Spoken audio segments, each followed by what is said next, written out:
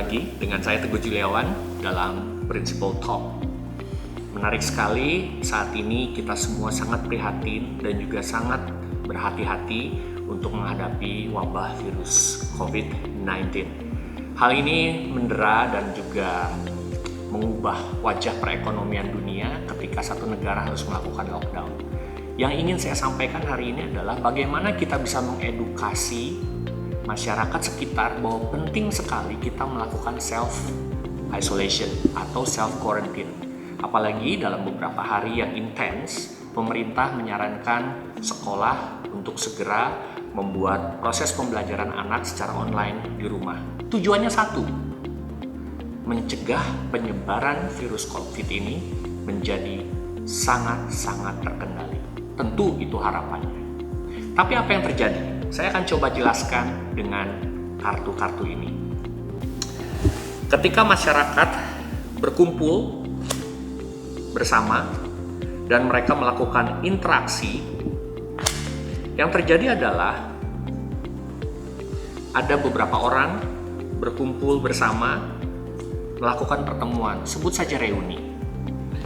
Ada yang dalam kondisi kurang sehat bercampur dengan orang yang kondisinya sehat.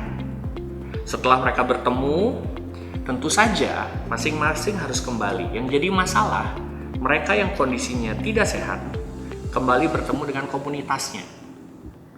Komunitasnya ini berbicara, berinteraksi, bersentuhan mungkin, berpelukan, bersalaman, apapun itu yang terjadi. Mereka perlahan-lahan masuk ke dalam sendi-sendi kehidupan masyarakat. Dan tanpa disadari, virus mulai menyebar tanpa bisa dikendalikan, tanpa bisa diketahui siapa yang menyebarkannya. Dan ketika suatu hari yang sehat ini bertemu kembali dengan orang yang sakit, maka besar kemungkinan kedua rekan yang sehat ini harus menginap di rumah sakit. Tidak bisa lagi bercampur dengan orang-orang sehat lainnya. Maka yang terjadi adalah orang yang sakit ini tentu harus dipisahkan dari orang-orang lain. Dia tidak boleh terlihat bercampur dengan orang-orang lain. Inilah yang disebut dengan self-quarantine. Bisa dilakukan di rumah masing-masing kalau kondisinya tentu masih sehat. Tetapi kalau kondisinya sudah sakit, maka mau tidak mau harus masuk ke rumah sakit. Saya akan ajak kita semua untuk berpikir kritis. Berapa banyak kapasitas rumah sakit yang bisa menampung 250 juta penduduk Indonesia? Oleh sebab itu penting sekali untuk kita sadar bahwa tugas kita sebagai masyarakat Indonesia adalah menekan jumlah penyebaran pasien virus COVID. Mengapa? Untuk menghindari terjadinya over capacity di rumah sakit. Apa yang terjadi ketika over capacity? Banyak pasien yang tidak akan terlayani dengan baik, sehingga disitulah besar kemungkinan angka resiko kematian bisa naik. Maka kalau boleh saya simpulkan, saya ajak kita semua untuk sadar betapa pentingnya kita mengisolasi diri, mengurangi interaksi. Tengah kerumunan yang biasanya kita hadir, kita hindari.